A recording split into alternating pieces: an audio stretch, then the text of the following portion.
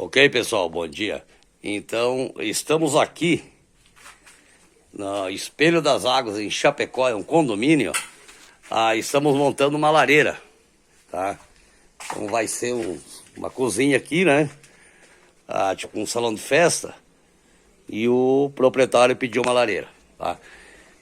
Então agora aqui vai ficar embaixo, vai ficar uns nichos, né? Então a gente vai montar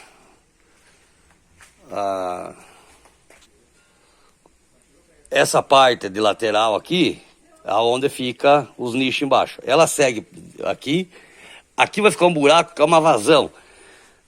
Dentro dela, ela vai ficar uma laje deitada, tá? Antes da garganta. Depois eu vou fazer mais vídeo para vocês, para cima dela, como monta a garganta. Então, como aqui é parede de madeira, né, a gente tá fazendo